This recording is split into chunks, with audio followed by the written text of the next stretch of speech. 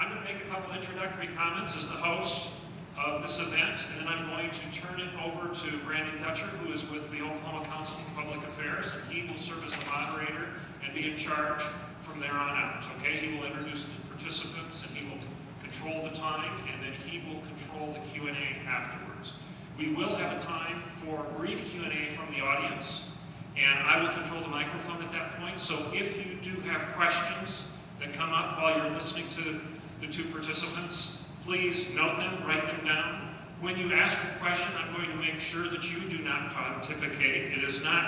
You're not here to give a speech, you're here to ask a question, okay? So try to make it brief and to the point. The one breath rule is always good when asking a question during a debate. That disciplines you to ask your question, and it gives the candidates, if you will, the opponents on this given issue an opportunity to respond.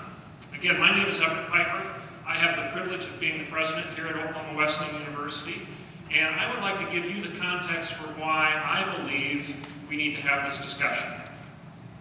Education matters. You're here today because you believe that. You're here today because you believe that ideas have consequences. You're here because you believe that good education and good ideas will breed good behavior and good society and good culture and good community. You're here because you believe that bad ideas and bad education will result in the opposite. And therefore, regardless of your view on Common Core, you probably believe that education matters. And I am sponsoring this today, and Oklahoma Wesleyan is engaged in this today because we believe that we need to argue for the best of education. And we need to define what that education should be, and the definition is going to lend itself to what we actually do in the classroom. I would ask you to ask yourselves these questions. Is education for a career, or is it for character? Is education for money, or is it for morality? Can we have those dichotomies in the way we define education? And if so, which side of the fence do you stand on? I would argue that it's for both, obviously. I would argue that any education that lends itself just to the quantitative, whether it be a career or whether it be financial, is missing the deeper, more time-tested values of education and the qualitative, and that is the morality and the ethics that endears itself to a free society and free people. This is a liberal arts institution. This is a Christian liberal arts institution. We believe in liberty and liberation. We believe in freedom of thought and freedom to be what God created us to be. And we believe that the Liberal Arts Academy was founded, let's say, in the 1100s as an education that would free society from the consequences of its sin and the sin of others. With that as the context, I'm proud to sponsor this debate on Common Core. Because at the end of the evening, I hope you've asked yourself some good questions and asked the two participants who hold opposing views on Common Core, what's the best model for education? What is going to educate the next generation of leaders to lead toward freedom and liberty and justice that will give us the society that we've all enjoyed and we want to continue to enjoy? Which model will do so? Now, I have my own opinions, and in fairness to the two participants, I'm going to try to refrain from offering those opinions. But we should want the best education. Not just average, not just good enough. We should want the best of education. And thus this discussion of Common Core is important because it's the curriculum. It's the ideas that are going to be fed to the next generation of leaders. And I'll close with this, and I'm going to pray for you. Okay? I would argue we've got ideological cancer in our culture. And you don't cure cancer by putting Band-Aids on it. You cure cancer by going to the carcinogens that you're consuming in the first place. And if the ideas that we are consuming are bad ideas, then we're going to have cultural and ideological cancer. So don't put a Band-Aid on it. Cure it. Heavenly Father, thanks for the opportunity to get together and talk about truth. You said you are the way, the truth, and the life. And tonight we want to come before you and ask for wisdom in understanding what the way and the truth is that will give us a free and robust life. I pray that you be with the two participants and also be with Brandon as we debate these things this evening. In Jesus' name, amen. Brandon? Thank you, Dr.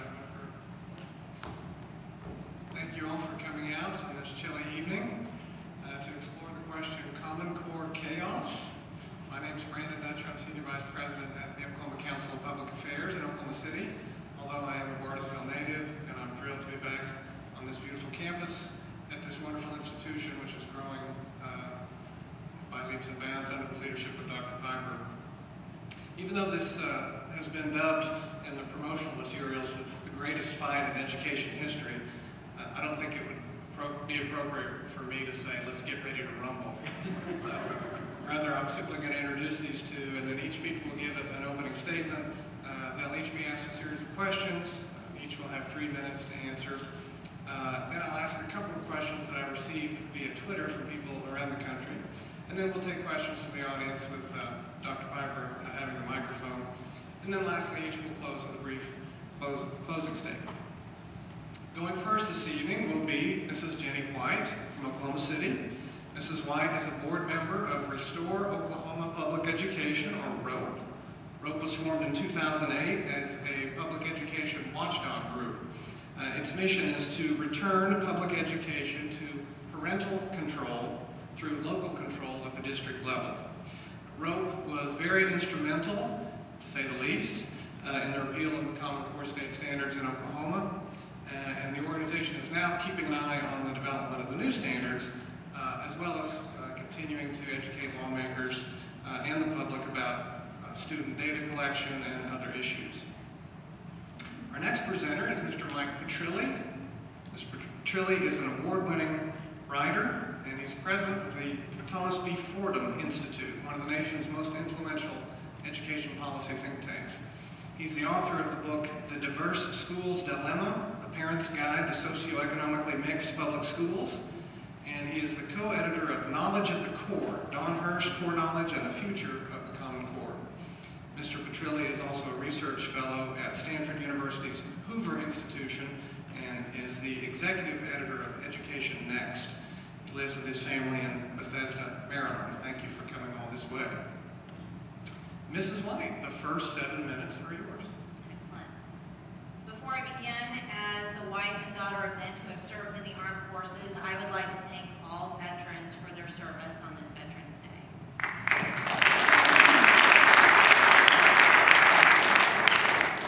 Next, I want to thank Dr. Piper very much for his very gracious hospitality in extending us the use of Lions Performing Hall this evening. Thanks to you as well, Mr. Dutcher, for loaning us your very capable moderating skills. And thank you also here in attendance, those that are here in attendance and those that are watching via the internet at home tonight. Finally, I'd like to thank you, Mr. Petrilli, for coming all the way from Maryland to debate this ordinary Oklahoma mama on the state of chaos that you actually assigned Oklahoma Public Education during the recent Intelligence Squared Embrace the Common Core debate in New York, following Oklahoma's repeal of the Common Core state standards and the loss of our NCLB waiver. I'm hoping that you'll come away from your time here in Bartlesville convinced that it's not the loss of the NCLB waiver itself that's quite an excellent example of the butterfly effect, but more Common Core itself. In a way, I actually agree. There has been much chaos surrounding the repeal of the Common Core from Oklahoma and the loss of our waiver. First, however, we must consider the general chaos resulting from the Oklahoma State Department of Education taking billions of dollars from the pockets of tax-paying Oklahomans for public education, only to focus zealously on meeting the desires of the Federal Department of Education, though their monetary contribution covers somewhere around 10% of Oklahoma's entire education budget. Why should Oklahoma, or any state for that matter, give up any part of their control over education to the federal government for such an insignificant investment? I seem to recall an adage about a silk purse in a sow's ear. Then we must consider the specific chaos resulting from state policymakers remaking Oklahoma education, tailoring it to fit a federal government blueprint that includes Common Core state standards, teacher accountability measures, and a state longitudinal database, all which reinforce the standards, in order for school administrators to receive flexibility from essentially a meaningless 100% student proficiency standard set in English and math, prescribed by a law Congress refuses to reauthorize. What about flexibility for students, parents, and teachers to have standards and resulting curricula that works best for them? After all, is public education about serving administrators or kids? Finally, there's the orchestrated chaos designed to fit the narrative that schools will lose money as a result of the loss of our waiver.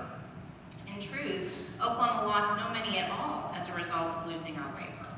Once the waiver was lost, we moved back under NCLB regulations that prescribed the redirection, not removal, of 20% of Title I funds only if the state fails to meet adequate yearly progress. Considering this amounts to a mere 0.5% of the total state education budget, why chaos? Of course, there's definitely more chaos to be found in the system, however. Legislation enacting Common Core in Oklahoma was completed before the standards were even ready to be filed in final draft. People don't buy cars without a test drive where chaos is sure to ensue. States shouldn't buy standards sight unseen either.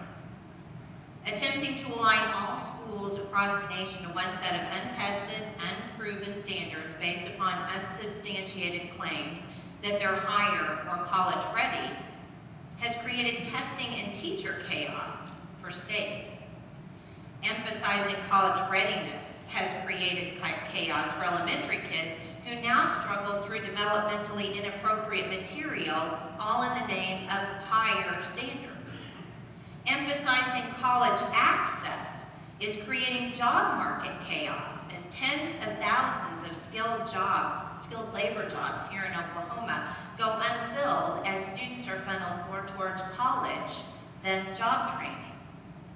Writing and enacting and facilitating education policy on the back of checks written by a billionaire computer entrepreneur non-educator can do nothing but cause chaos as educators scramble to enact policies in actual classrooms that were written in a vacuum. Some Oklahoma administrators have created chaos in the lives of their teachers by forcing them to teach Common Core under a different name, though it's against the law via mandate of the people, because students need to be taught to a Common Core aligned SAT or ACT or AP, or because we just bought Common Core aligned books, or we've already spent too much money on Common Core teacher training, etc. Because Common Core has been tied up into a neat little ball with nearly every other federally offered education reform, we'll have to endure the chaos of resurrecting Heracles to cut off all its heads. Though national educational tests and standards are contrary to federal law, chaos has resulted from the federal government paying testing companies to write a national Common Core test, which costs too much, is hard to grade, and takes up too many days out of the classroom to give. The high-stakes test and punish cycle, meant to provide Common Core with its rigorous accountability, has become chaos for parents, kids, and district IT employees, many of whom would rather sit in the unemployment line than go to work on McGraw-Hill testing, online testing pay. The definition of chaos is frustrated students who can't understand overly complicated, confusing Common Core math lessons, and frustrated parents who can't help because they don't understand it either. Parents and families reordering their lives and budgets to pull kids into private or home schools because their neighborhood public school is no longer working for them is obviously chaotic. And finally, chaos is the result in countless families as countless mothers and dads in countless states have set aside their primary duties of children, home, and office to spend countless hours researching why their kids suddenly hate school or math or reading, only then to spend countless hours educating fellow parents and government officials that enacted Common Core legislation about the chaotic nightmare that is Common Core. So in conclusion, Mr. Petrilli, there is chaos here in Oklahoma, but it's chaos that arrived on the heels of Common Core long before the loss of any federal carrot and stick mandate. And I'll be happy when we've driven a stake through all of its hearts and ensured that it never comes back to cause any chaos again in the lives of Oklahoma taxpayers and kids.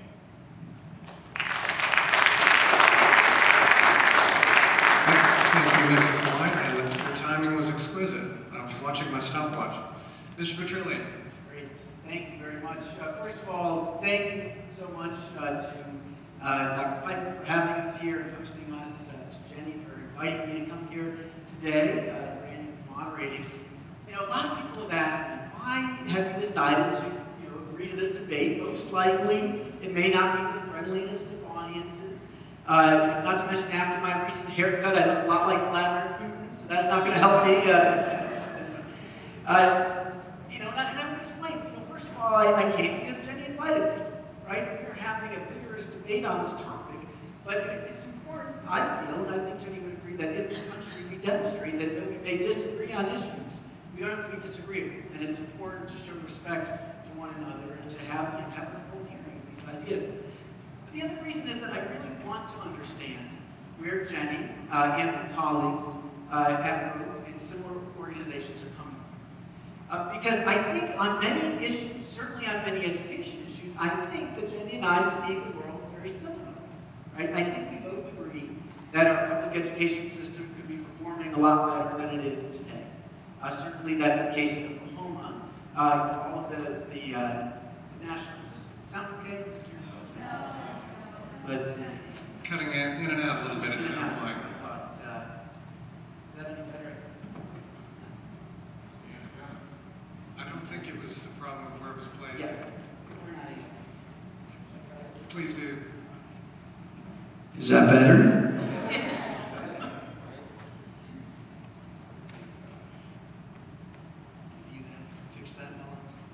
Okay. So again, it was really important to me to come to hear what Jenny and her colleagues had to say about why they felt so passionately about pulling out of the Common Core. Because on so many issues, I'll get that in a minute.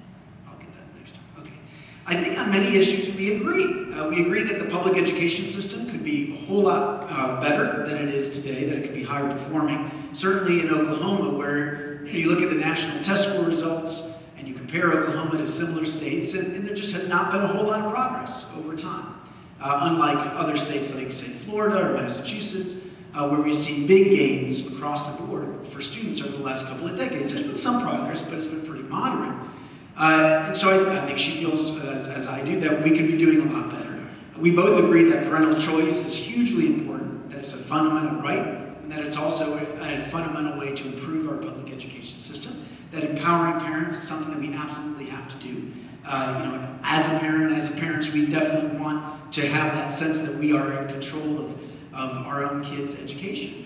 I also think my understanding is that Jenny supports the notion of standards. There are some in the libertarian movement, I don't know where Brandon comes down on this, but that really make the argument that we don't need standards at all, that all we need is school choice, and any kind of standards from the state level is inappropriate. I don't think that's where Jenny's coming from. That the understanding is saying, look, we have a public education system. The taxpayers pay for the system. It is appropriate for the taxpayers to say, here are the results we want our education system to get. And it is appropriate for the standards to be related to what comes next for kids, right? For success in college, for success on the job, which of course, as Dr. Piper said, is not everything. And as parents, we know it is not everything. But it is one of the major reasons that we support a public education system, is we know that we all benefit with a well-educated citizenry. And part of that certainly is making sure that kids are ready for success as they start their careers, as they finish their educations. So I think we agree on a lot of things. We would also agree that the Common Core standards are not perfect. I think we would agree, though, that the old Oklahoma standards, which are now the new Oklahoma standards, the past standards, are not perfect either, right? So I'm trying to understand, when I look at all of that picture, and I add up the pros and I add up the cons, to me, it's clear to me that I think the pros outweigh the cons. That the pros here are that we finally have momentum in this country towards a set of standards that are higher than what most states had before, that are linked to success in college or on the job, right? That, and most importantly, in my view, that are leading to a set of assessments, to standardized tests, that are finally going to tell the truth about how our students are performing. It's finally going to fix this huge problem that we've had in this country, where we've got all this testing going on, and all this so-called accountability, but because the standards in most states were set so low, and because the tests, especially the tests, were set at such a low level, We were sending false signals to parents that everything was fine. Right? Oklahoma had a decent set of standards. The past standards are pretty good. We can talk later about some specific concerns with them that I think you would share. Like they don't demand teaching standard algorithms. They allow calculators to be used in very early grades. They don't demand a close study of American literature, so on and so forth. Okay? But the standards on the whole were pretty good. But Oklahoma's test, like most states, was set as incredibly low level. And so we sent the message to lots of families out there that their kids were doing fine, that their kids were on grade level, that they were on track, when in fact that wasn't the case at all. All it meant was that your child was learning at some very basic minimal standard. But we weren't good about explaining that.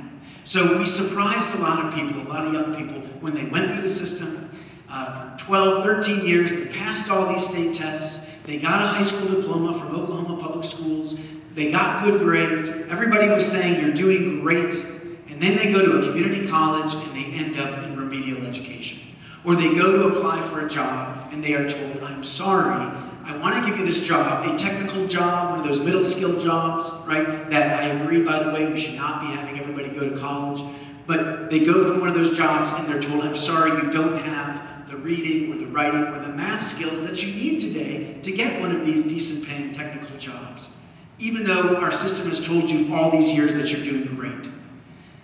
We finally had momentum in Oklahoma, and we still have momentum in 40 plus other states towards higher standards and more challenging assessments that are going to finally tell the truth to parents and to kids about how they're performing, right? That's finally going to tell people, hey, if you want to be on track for those good paying jobs or for college, which again is not everything, but if you want that, you need to know that you need to, we need to up our game here, right?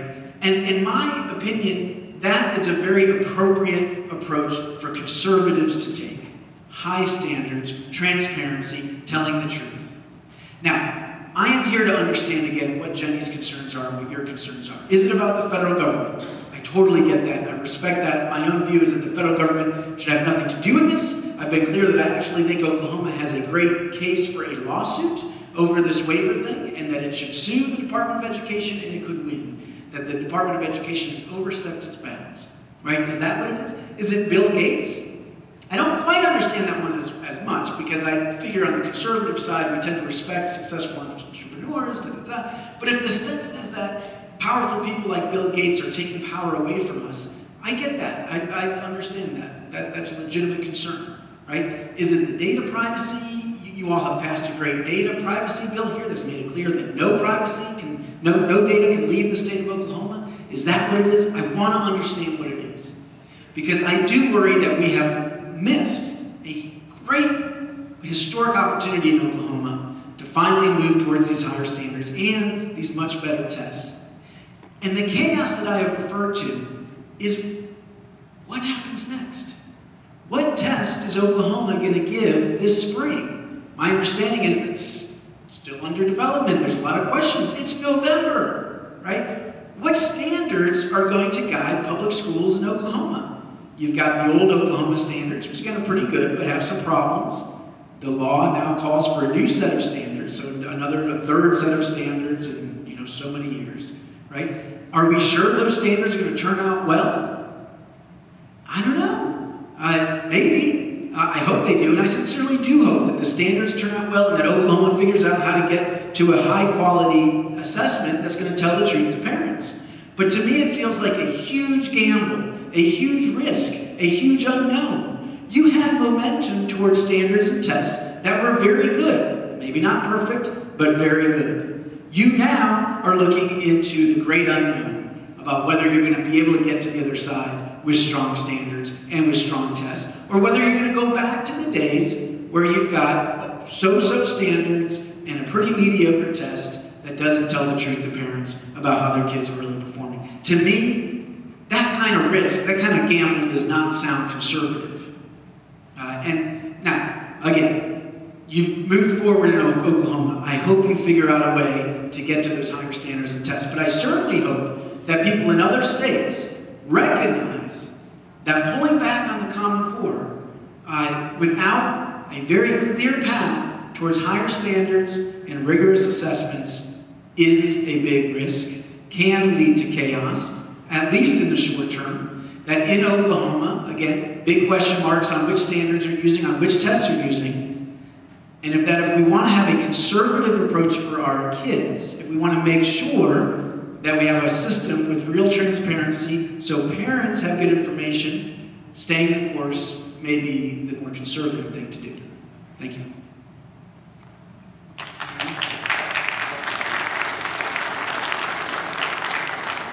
Thank you, Mr. Petrilli. And one of our first questions ties into something you mentioned. One of the most effective arguments in Oklahoma against Common Core proved to be that it represents a federalization, a nationalization of education. Indeed, once the phrase Obama Core started making the rounds in this state, where Mr. Obama twice won 0 of 77 counties, it was pretty much game over. But are those concerns legitimate? Is it fair to characterize Common Core as Fed Ed? Mrs. White, will let you go first. 3 minutes. Well, I gotta say, it's absolutely a fair call. As I've written frequently, there were 4 separate overlapping programs established under the Obama administration Department of Education that make up what I like to call the 4 pillars of America's education reform. These are Common Core state standards, teacher accountability measures, turning around failing schools, and instituting a state longitudinal database system to track children across all ages and stages of the educational spectrum and into the workforce. States had to sign on to all 4 of these foundational programs at some level in order to get state fiscal stabilization funds in 2009, when everybody just needed funds to be competitive for the Race to the Top grant funds, or to qualify for waivers from the provisions of No Child Left Behind. Those states could substitute their own standards as long as they were deemed college and career ready by state institutions of higher learning. It's really no secret that entropy favors the easy road. I mean, why would states reinvent the wheel when they could simply take what was offered and move on to the teller? Doesn't the fact that a vast majority of states signed on to Common Core since 2009 have something to say about the veracity of that statement? Consequently, as state standards were cast aside in favor of standards favored at the federal level, as a part of a federal government extortion exchange rate for money or flexibility, the Common Core state standards predominated across the nation. If the standards predominated across the nation and were an integral part of federal government programming, what other definition for Common Core state standards can there be but nationalized education standards? In the final analysis, it really matters not whether the standards were penned by a private source or inside the walls of the Department of Education if the federal government adopts them as their own and then uses them as a fulcrum for moving education policy from a local endeavor to a more localized locus, centralized locus. Thank you, Mrs. White. Let's see. Any better? Is this working now? That sounds good. All right, excellent. Thank you.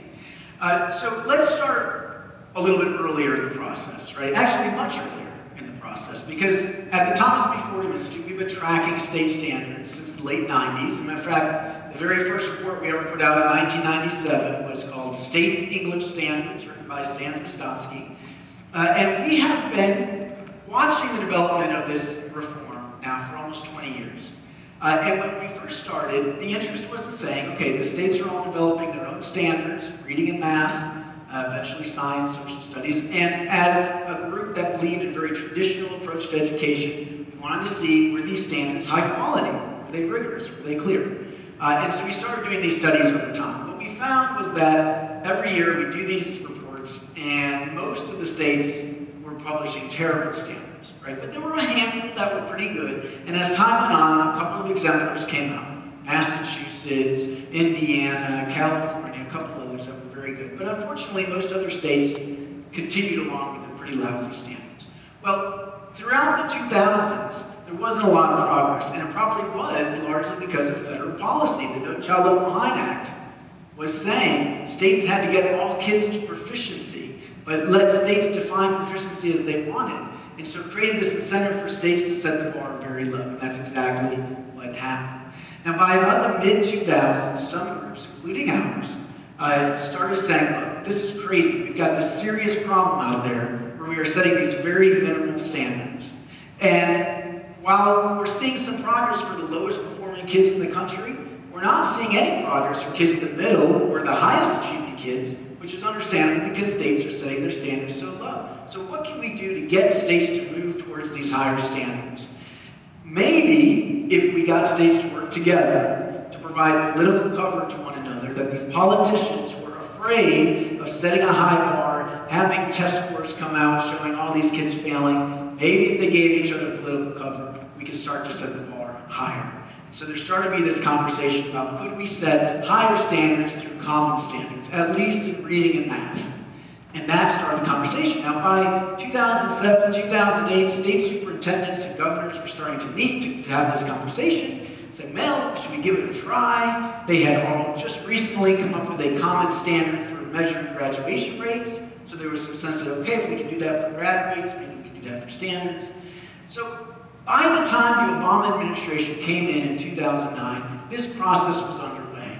It was led by state superintendents, it was led by the governors, it was funded largely by the Gates Foundation, right? All private, everybody's saying we gotta keep the federal government out of this. And there was some momentum. And then, pick up the story, as Jenny said, absolutely, the federal government came in and politicized it. Decided and raced to the top to create this incentive that if you adopt Common Core, you have a better chance of winning.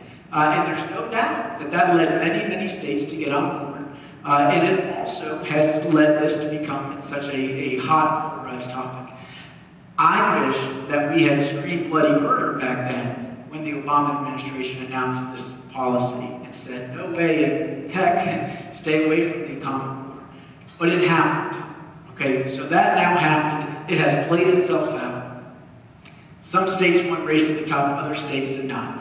Now the question is, how can we, and particularly as conservatives, say the federal government should have nothing to do with this? All right? But now it should be up to the states to decide which standards they want to embrace. And the question there is, are the Common Core high-quality standards? And I hope we get a chance to talk about that. And are they stronger standards than what was in place before? And is there a chance to get to much better tests, assuming we're going to continue to have testing in this country, than what we have? Thank you. Is Mr. Petrilli cutting in and out, or can you hear him well? Okay, thank you. Our next question.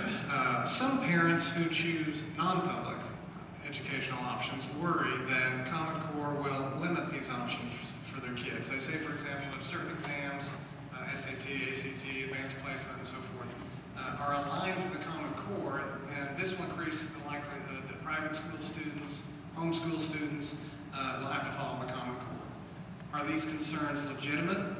Will private schools and homeschooled students be compelled to accept national standards and tests? We'll let you go first, Mr. Petrilli. Sure. No, thank you.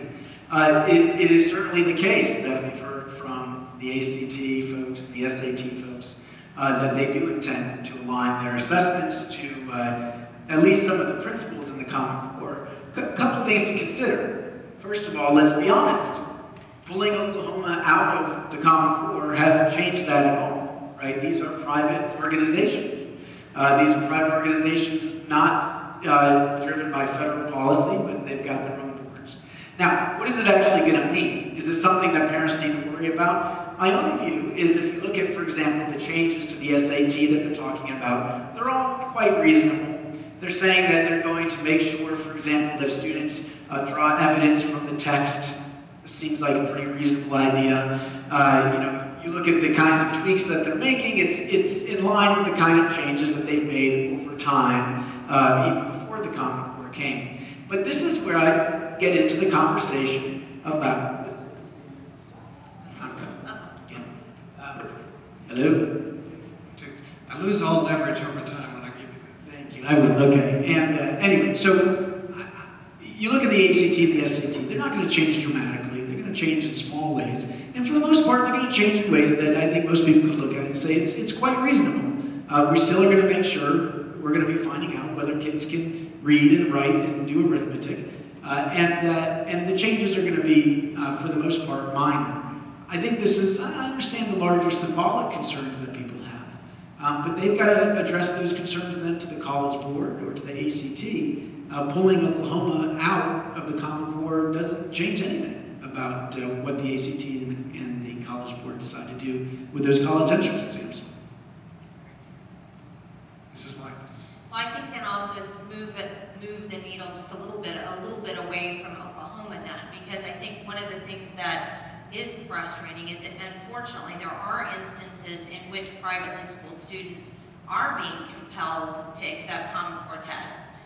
In some states, private schools are required to administer state tests for accreditation purposes, for example, and these assessments require more than a student just being able to answer the question. The student actually has to show how they get the answer to correctly receive the full credit. So in this way, private schools can actually become coerced into teaching to the test to maintain accreditation. And how does the school teach the test without aligning their curricula, at least in part, to the Common Core? In a solid example, by the way, of overlap that I mentioned among the 4 pillars, the state longitudinal database system is actually used then to collect the private information, these test scores from private schools, in order to provide verification to the accreditation board that the school is actually worthy of continued endorsement. Now, in states such as Indiana, Ohio, and Wisconsin, for example, private schools can't participate in state voucher programs without a record of student outcomes on tests. So if, let's say, a private school wants to participate in a voucher program, they have to actually weigh the advantages then of increased enrollment through a voucher system then against the prospect of actually teaching to a Common Core aligned test, state exam, and then possibly losing existing students. Now, because homeschools most often use a traditional education methodology, the possibility for student success on Common Core aligned college entrance exams doesn't really drastically erode due to their well-rounded educational foundation. The difficulty, though, comes in when answering Common Core aligned questions in math, for example, which utilize a really confusing multi-step kind of constructivist approach as opposed to a more straightforward traditional style. Consequently, homeschools, just like private schools then, have to kind of count the cost. Do we take kind of potentially confusing curricula in order to increase our kids' chances of getting into college someplace? In states requiring homeschools, for example, to submit to state testing, and there are a number of those that actually require homeschool students to submit to state testing. Parents then would have either the option of including Common Core aligned curricula in order to increase their odds of actually doing well on the state and providing a passing grade to them, or dealing with the fallout should their kid be labeled as not proficient. So either way, the Common Core state standards become impelled upon students if there's a state testing policy involved. Am I allowed to respond? Well, Oh, maybe not. All right, we'll get to what do you that. think? Depends on how flexible. Why don't we save it for the closing remarks and working it into the Q&A Okay, from the that audience. sounds good. I'll keep things moving. I just hope we can talk about some of the what's in the standards themselves. Yeah. The promotional materials for tonight's debate were headlined Common Core Chaos, ? So let's talk about what is the state of play in Oklahoma now that we've rejected Common Core. You alluded to this a moment ago, but can the case be made that Oklahoma is actually worse off with all the uncertainty about standards and tests than if we just stuck with the Common Core? Mr. Petrilli, why don't you go first? Sure. So again, and I sincerely say this, I do hope that Oklahoma is going to find its way to a strong set of standards and a strong set of assessments. That path is unclear right now, right? My understanding is that there is now a task force that's supposed to go through the process that's going to come up with the standards that will then eventually inform the assessments. Okay, that's a long chain. Along the way, kids are in school, right?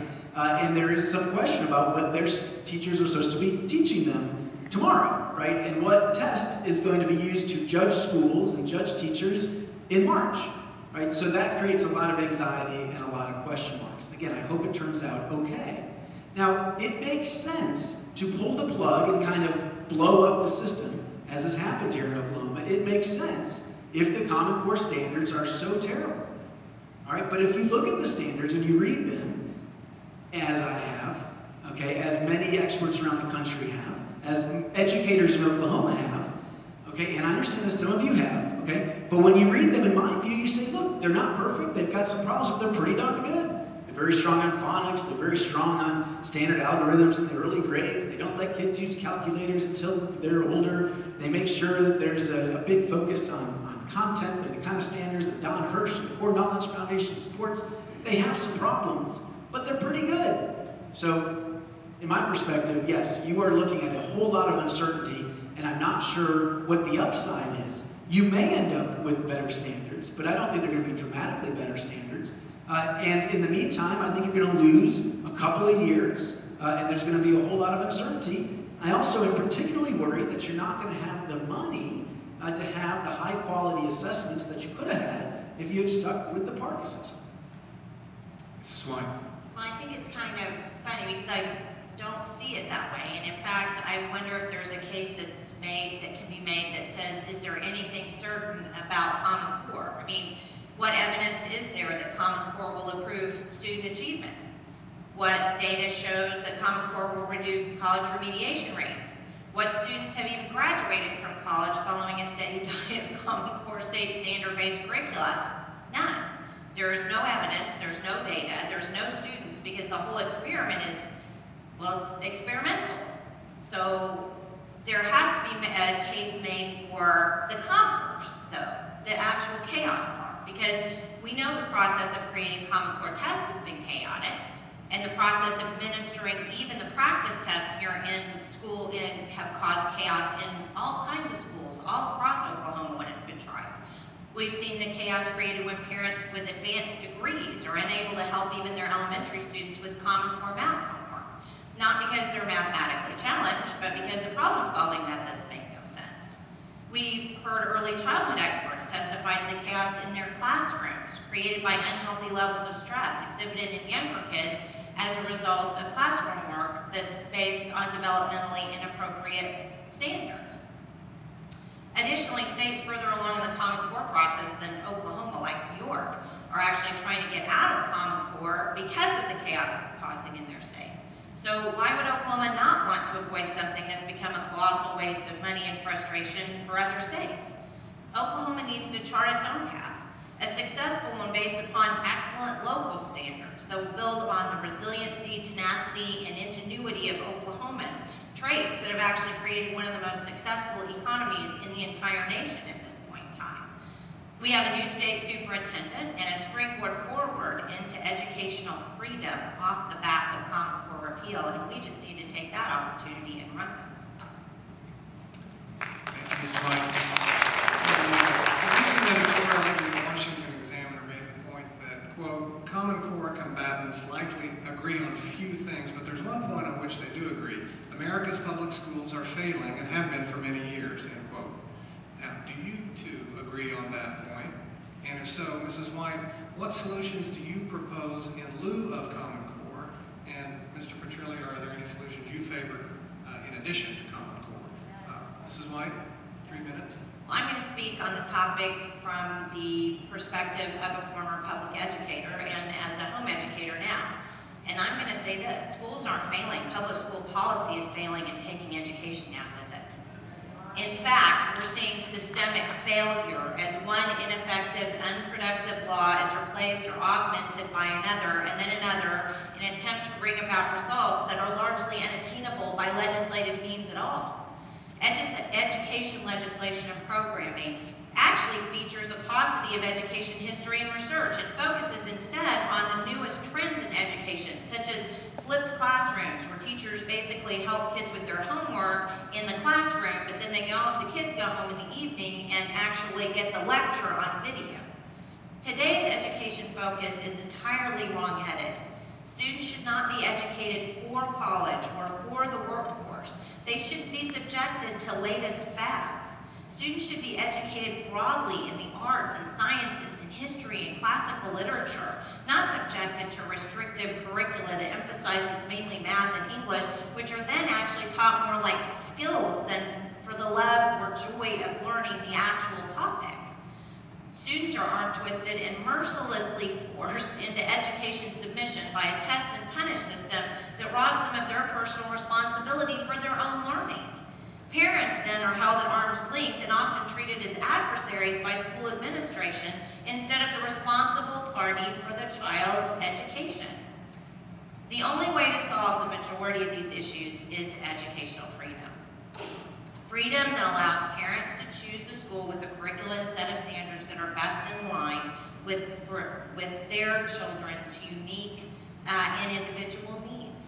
Instead of funding flowing to the school directly, funds should flow from parents to the schools in the ultimate act of educational accountability. For decades, literally decades and decades, public education has moved further and further and further away from the ones that it directly serves, which is my main contention over Common Core in the first place. It's actually time at this point to put the responsibility for education back in the hands of parents. As Einstein said, insanity is repeating the same mistakes over and over again and expecting different results. It's at this point, it's time for a complete paradigm shift toward personal responsibility and control of local control of education with parents at the helm rather than expecting it to come from above. So first of all, I agree. Right? I agree that we absolutely need to empower parents, that we absolutely need much more parental choice in this system than we've had. That's why I'm a huge supporter of charter schools. I support vouchers. That's why in Ohio, where we do on-the-ground work, we're thrilled that Ohio has one of the most lively school choice ecosystems in the country. But those of you in Oklahoma, I think, need to get real about what's been going on in the state. Other states are making much faster progress than you are in terms of raising achievement for your young people. Now, maybe you'll say, we don't care. We don't care. I mean, it's fine if Florida sees their Latino kids make huge progress over time in their reading and math scores. We don't care. If Massachusetts goes from the middle of the pack to the top of the pack in test scores, it's just test scores. We don't care about test scores. But here's the thing. Test scores, they don't measure everything. No, far from it. Right? But we do know that they are related to all kinds of stronger outcomes in life. And particularly for low-income kids who are growing up with so few supports at home, that getting a strong education that's going to end up showing up in stronger reading achievement and stronger math achievement is likely to be the difference between having a chance at climbing the ladder to the middle class or staying poor for the rest of their life. All right? So when you look at other states that are especially helping low-income kids make huge progress, and Oklahoma just simply is not, then I think that you have to have the humility to ask the question, what is it that we might learn from some of these other states, like Florida, like Massachusetts? Now, you look at Florida, under, by the way, Jeb Bush, right? They had an amazing experiment with parental choice that was a huge part of their success, and that's incredibly important. They've also had a big focus on standards and testing and accountability that has also driven these kinds of results. So let's be careful. Okay, yes, parental options. Yes, we want to make sure that education is broader than just reading and math. Okay, but let's not scoff at reforms that we see working in neighboring states that are getting good results for kids. Now, so I think we have to have a yes and approach. Yes to standards, yes to testing, yes to accountability, but also yes to parental choice. And yes, there are tensions. We have to figure out how to resolve those tensions, right? My own view is that charter schools get it pretty well. They say, you got to get results, and if you get results, then the funding follows the kids, and the parents get to have a school that meets their values, right? But if the school's not getting results in terms of kids learning, eventually that school gets shut down. That is a nice way to combine the parental choice with the standards. Are our schools failing? Most of our schools are not failing in this country. Some are. In Oklahoma, you could find some failing schools in Oklahoma, mostly in the most disadvantaged areas. The major problem that we have today is mediocrity, right? And that has been our problem for a long time.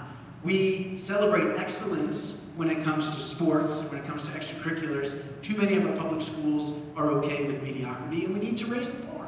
And that is part of what we're trying to do with higher standards.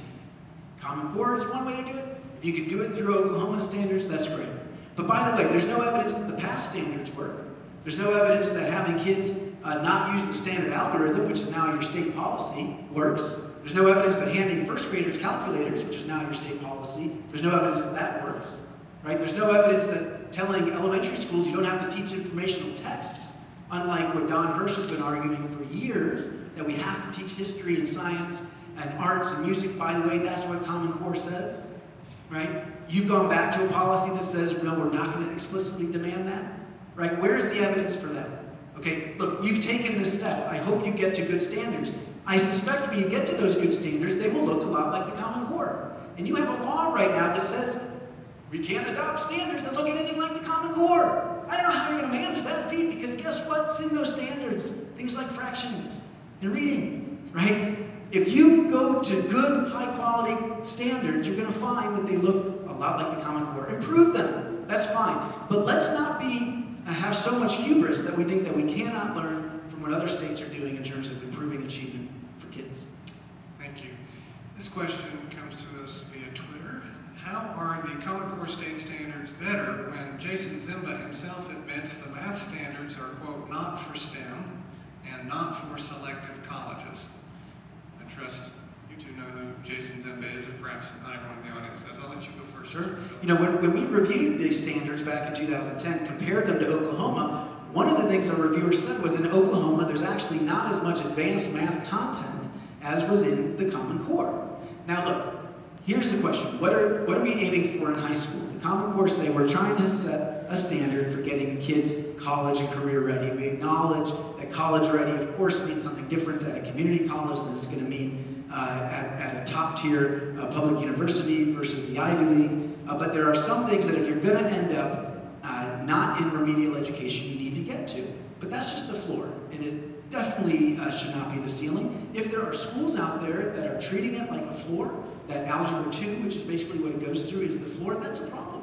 And other states have solved that problem by adding standards to the Common Core. Florida has done this, for example, in calculus, in these other subjects that say, for advanced students that are aiming for STEM fields or for tough colleges, they need to keep moving forward. And by the way, if they get the solid foundation that the Common Core sets, particularly in the early grades, I've got a first grader. He's in a school doing Common Core. I see it. He's getting his math facts down. I'm happy to see that. If you get the basics down, then you're going to build on that, and you should have more kids being able to do these higher level mathematics as we go forward. By the way, you have now reverted to standards that don't expect that. Thank you, Mrs. White.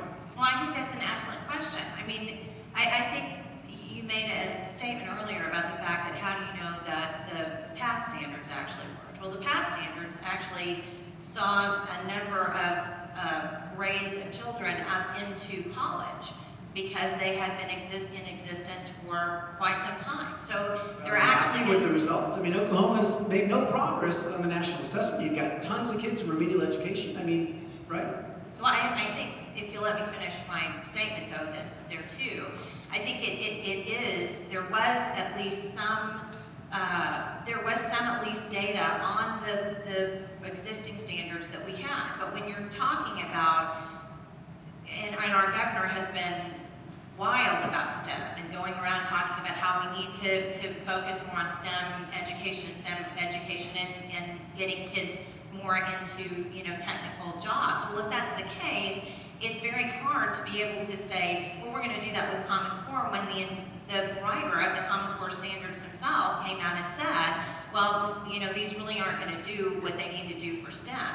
And I understand what you're saying about using them as a floor instead of a ceiling. But again, I go back to the problem, and you actually even said this a second ago. Entropy is a killer. I mean, it's very hard when you have a set of standards, and that it's almost easier to say, look, go out and create your own, because then it could be anything. But what you do when you create a box is people tend to stay in the box. They don't want to go out of the box because the box is comfortable.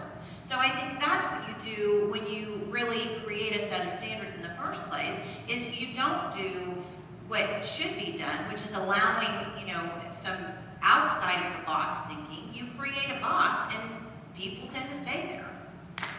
Thank you. This Next question comes to us via Twitter from someone named Jean Louise. Is there proof of Common Core State Standards graduation rate success? I think you alluded to this somewhat in earlier remarks. I'll let you go first. All right, well, I think that was one of the things that one of the reasons that even state legislators here in Oklahoma were sold on the Common Core was they'll increase our graduation rates because our graduation rates have been slipping. Well, I think part of the problem that we have is the fact that we put a lot of stock into numbers. And numbers don't necessarily tell an entire story. And I think that's where I really get so frustrated with this entire notion that some raider plan can come from outer space and fit Oklahoma. Because numbers only tell a certain part of the story. What you really need to do is go to a high school and say, what exactly is going on here? I mean, why are you losing these people? The idea and notion that some preconceived calculation is going to tell a story that's actually happening is simply never going to happen. I mean, numbers are numbers for a reason, but they don't always fit those particular set of circumstances. So I think that it was a frustration with Common Core is, oh, this will increase your graduation rates. Well, there was never anything that was provided that was an indicator of how that was going to happen or how long that was going to happen or exactly what the path to making that happen was. And when in fact what we really need to be doing, there are so many disparate high schools as you alluded to. There are some that are in, harder neighborhoods, and there are some in very affluent neighborhoods. What we need to do is find out from those principals and those administrators in those high schools what's actually going on here. Until you figure it out and talk to those people, really numbers just are numbers. Those numbers represent real kids, right? And again, what we know is that it is possible to do better than what we're doing today. Now, look, I absolutely agree that we need to find a way to empower people at the local level, parents, but also educators, to use their own judgment to create wonderful schools. I want that for my own child, right? We also have to find ways to make sure that where there is good evidence, where there is good research, that we figure out ways to incorporate it. And we've gone through all kinds of, as you said earlier, crazy fads in this country. This terrible period where we decided that we weren't going to teach phonics, right? And it was devastating, right? And finally, thanks to some very heroic people, by the way, this guy Reed Lyon at the NIH, who's a veteran, has gotten out of that business, is now spending his time serving veterans with PTSD coming back from Iraq and Afghanistan. I just think about him a lot today.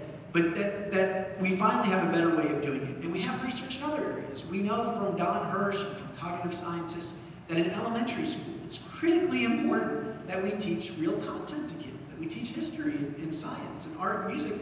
And yet many elementary schools in Oklahoma and around the country have this attitude that we save that for later, right? We find out that's terrible. If kids are going to learn how to read, once they learn the phonics, they need the content, okay? So how do we try to share these kinds of research-based practices? I think that the people who wrote the Common Core did a good faith effort of trying to incorporate that kind of research into the standards. They said, for example, look, the research is that kids should not be using calculators until they are older. That's in the standards. Kids need to know the standard algorithms. That's in the standards. They need the phonics. That's in the standards. They need the content. That's in the standards, right? So that is an appropriate way to try to mix this, which is to say, yes, we want to empower local people, but we don't want to also ignore the science and say to public schools, if you don't want to teach phonics, that's fine. Because in this case, it would be like allowing hospitals to use methods that don't work anymore. Okay, so we've got to balance that.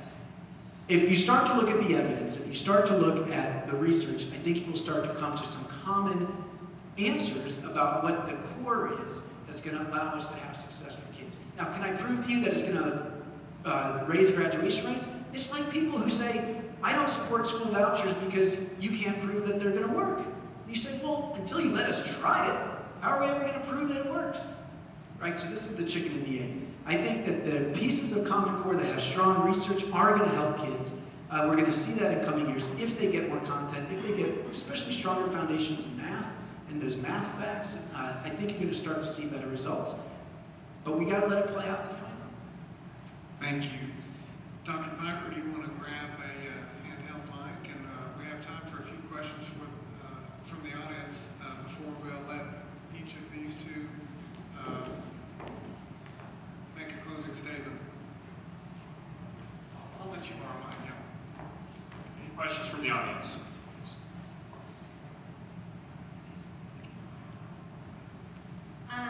do you think one idea for the entire United States would be better, or 50 ideas from the United States would be better? And do you think that since Oklahoma has one of the strongest economies in the United States, that we might be able to pick from 50 ideas what would be best for us? Right. So, first of all, on almost every policy issue, I prefer the 50-state approach. Okay, and for many, many years, that was our approach to standards at Fordham. We reviewed them, and we said, please, states, look to the other states, the ones that are seen to be doing this best and getting good results, and adopt what they're doing, learn from them. We weren't making much progress for that, for a variety of reasons. In this case, look, the states decided to come together and see if they could work together to come up with common standards in reading and math. And I think they turned out pretty well. Now you're on a path to do it yourself, that's fine.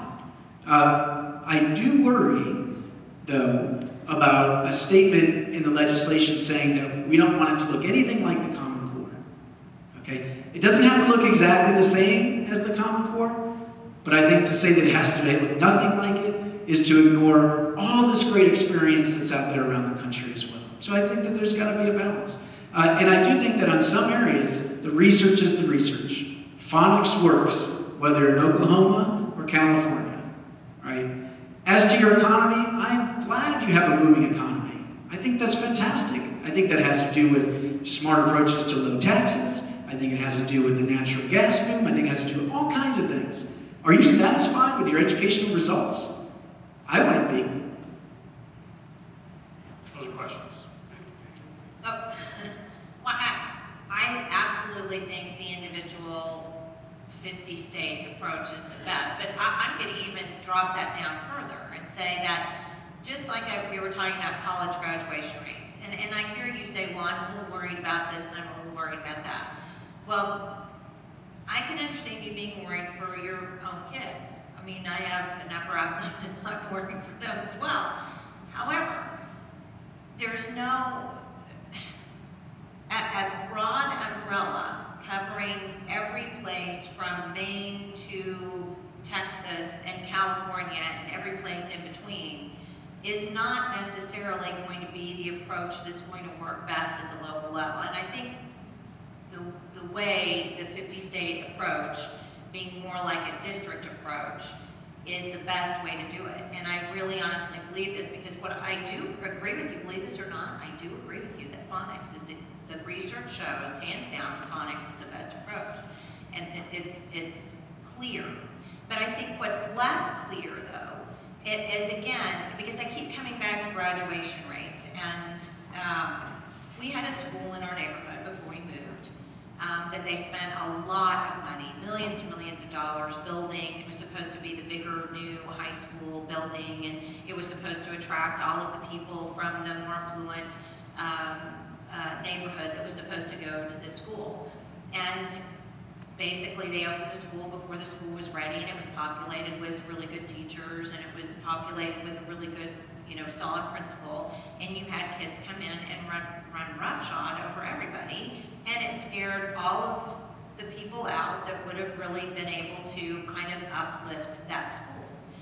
Now, you can pull that into some kind of make a research paper out of that, but what you end up doing when you do that, and I know, having been a researcher for a number of years, that you can't extrapolate.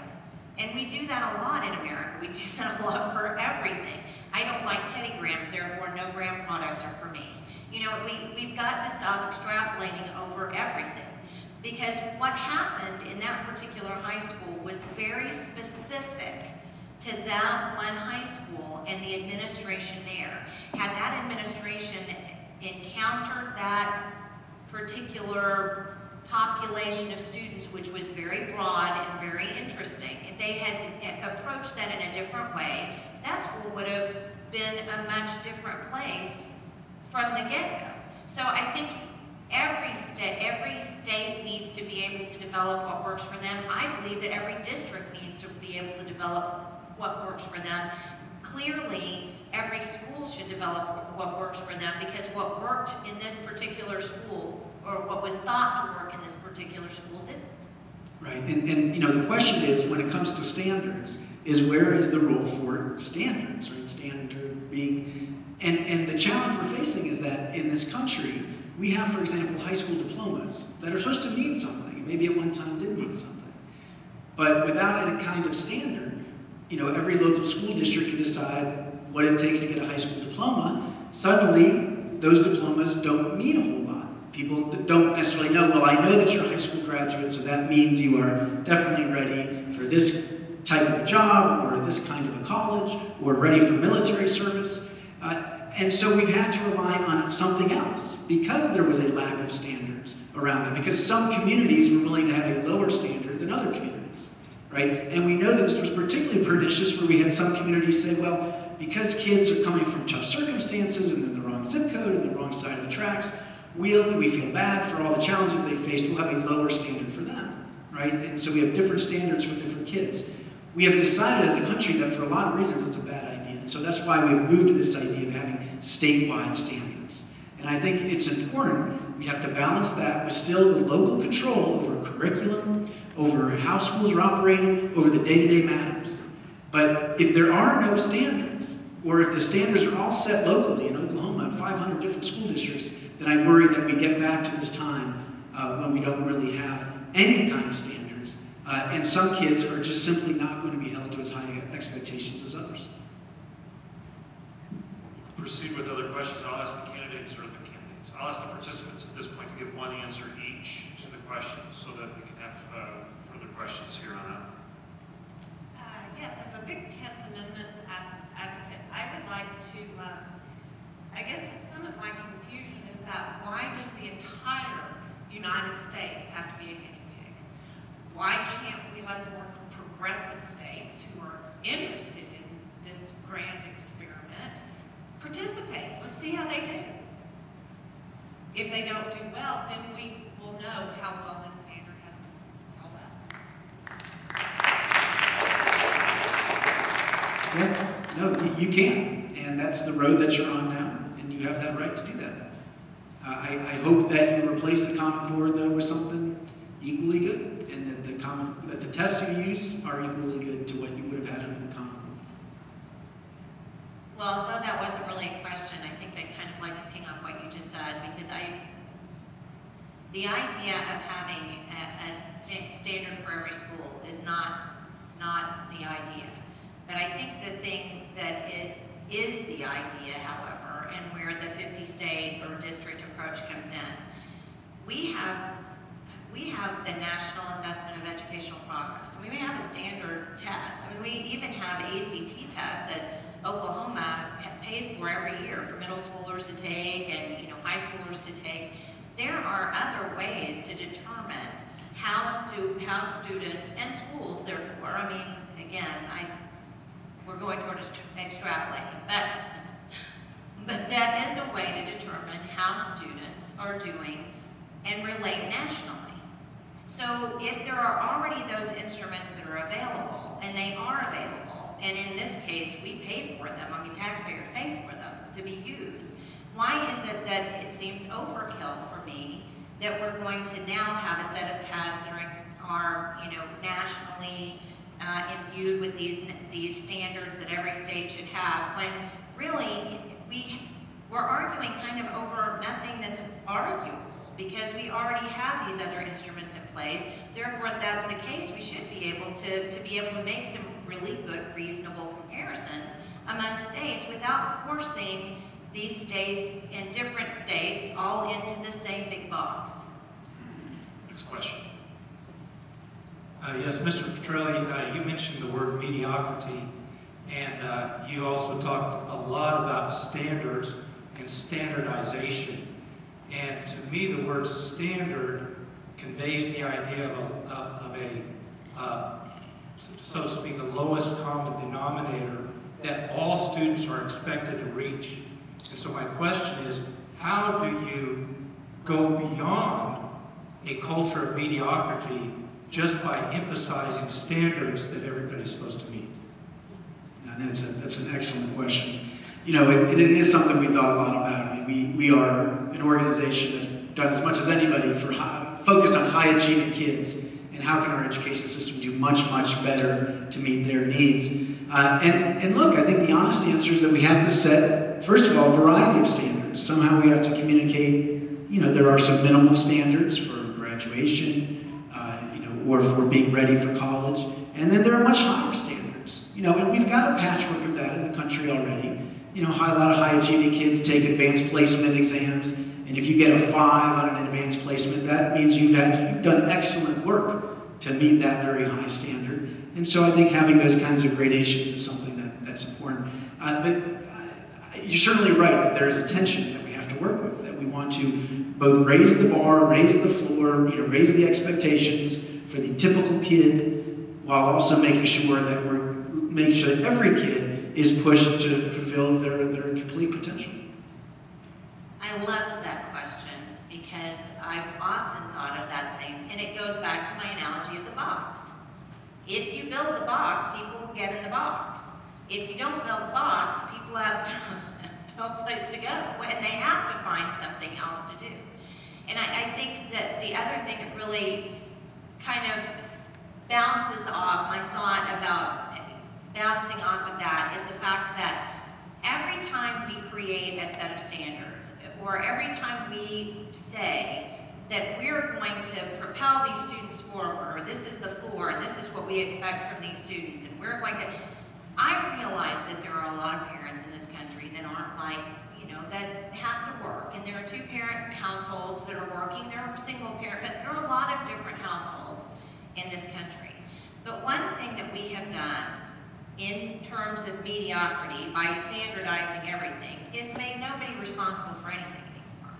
Because I am a homeschool parent now, but my husband and I fully intended to put our 4 kids into a school, a public school, and I was in a public school and participated in PTA, and I did all of those kinds of things. But what happened when I was in school was I expected that school to educate my children. And I never stopped to consider the notion that, oh my goodness, maybe I could be educating them additionally at home. Why would I do that? Because the school was already doing that for me. I'm a Christian, and I go back to Scripture when I think about the fact that if God gave my kids, and He expressly says they're yours, and you need to raise them up in the way that they should go, so that they should not depart from it. Well, that's not the school. It doesn't say in that Scripture that the school must raise the children up in the way that they should go. The more and more we take things away from parents and move them to a federal level or a state level, the less and less responsibility we give these people to have, and the more and more we cry and say, but they're not doing the right thing. We never give them the opportunity to do the right thing. We never give them the opportunity to say, you know what, school's closed today, what are you guys going to do? Oh, what if school didn't open next week? What are you going to do with your children? We don't allow private organizations to come in and help work in schools the way that they should. As a matter of fact, we have an organization here that is wonderful about, my mother's worked for them for years and years and helped kids to read. And they do that outside of the school on a local basis. We continue, and you said the word oh, I'm on a roll now, goodness. You said the word conservative a number of times, but then we never stop to think about the fact that having government provide any of this really isn't conservative.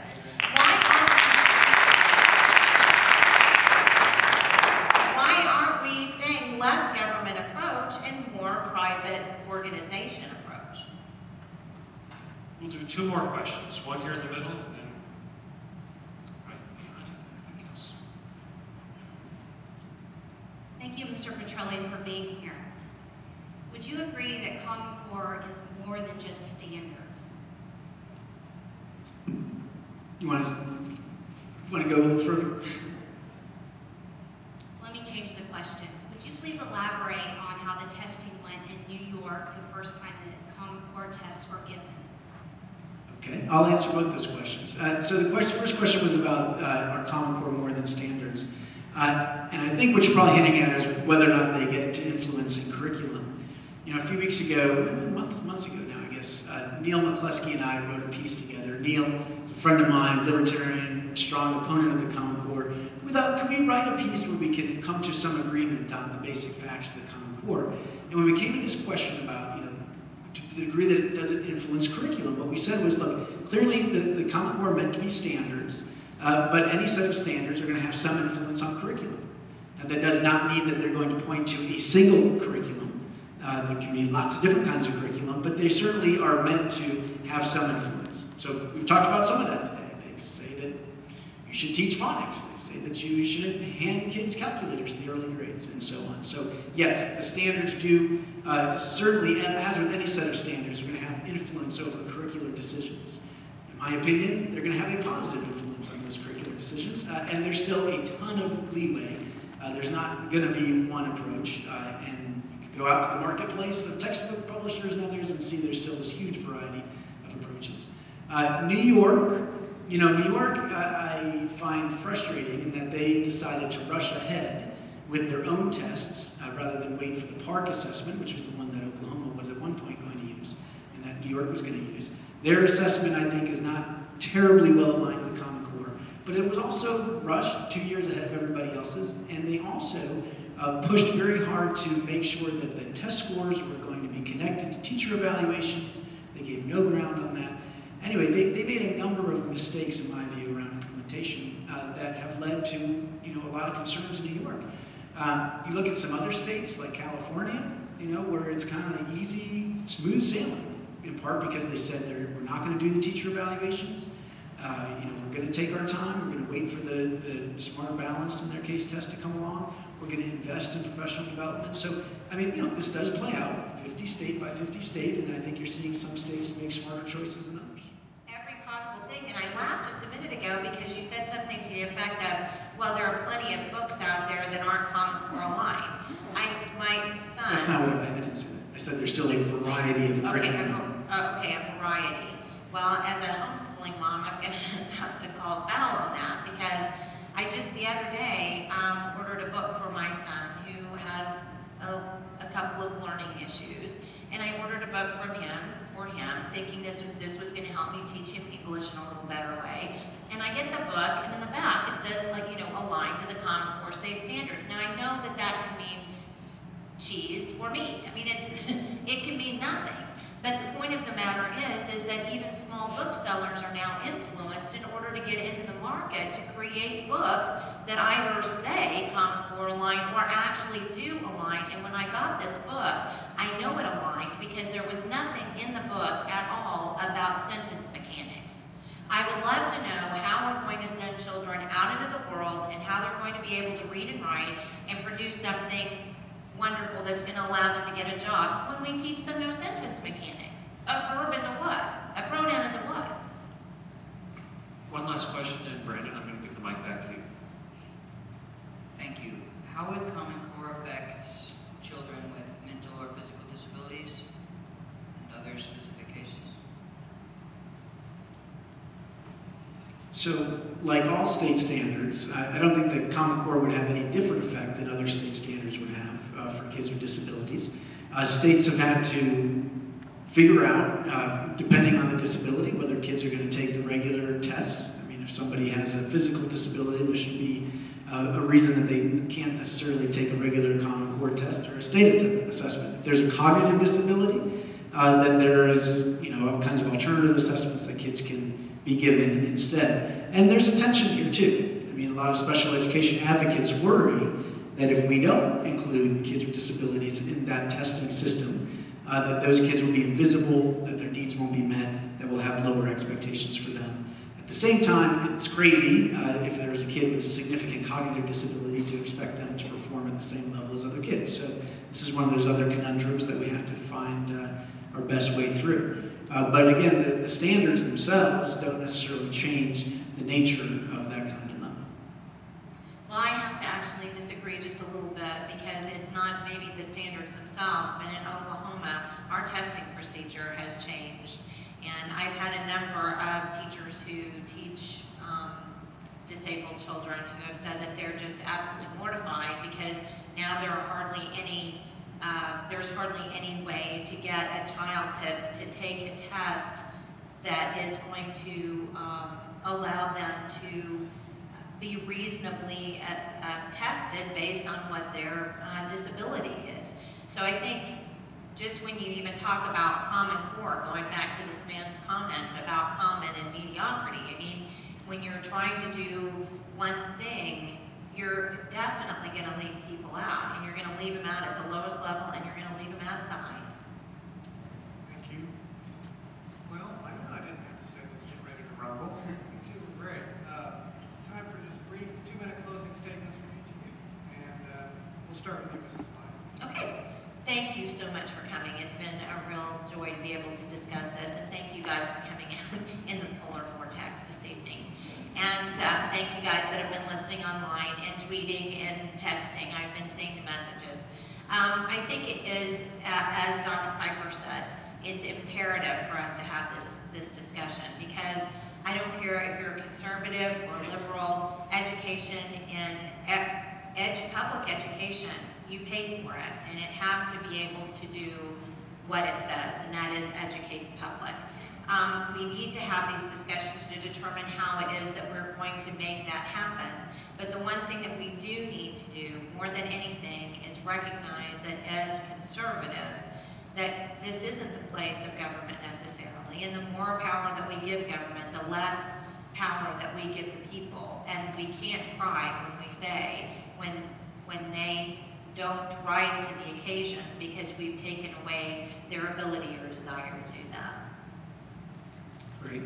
Again, thank you for the invitation to be here, Jenny. Thank you, Brandon. So, looking forward, you have a fantastic new state superintendent coming in. You have a process to develop new standards and new assessments. I mean, I've heard a lot of different things today. I know there are some people in the room, and sometimes maybe trying to understand where Jenny is on this, who may feel like any kind of standards are problematic, that we should not have state standards. Now, I believe it is still the policy of the state of Oklahoma that you're going to have standards in reading and math, and you're going to have statewide assessments in reading and math.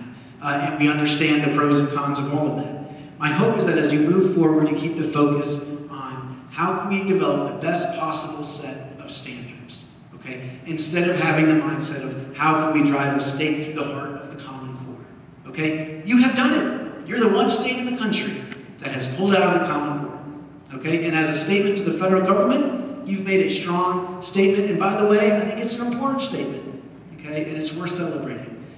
But now, demonstrate to everybody that you can, in fact, come up with better standards. Even if some of those standards end up looking a lot like what's in the Common Core, because some of what's in the Common Core is pretty good, all right? Adopt what's also good from Massachusetts, adopt what's good from Indiana, adopt what's good from California. But keep the focus on what's good for kids. And I hope that's where you can go. And a year from now, maybe we can get back together again and celebrate the good work that Oklahoma is doing moving forward. Thank you. Thank you. Please join me in thanking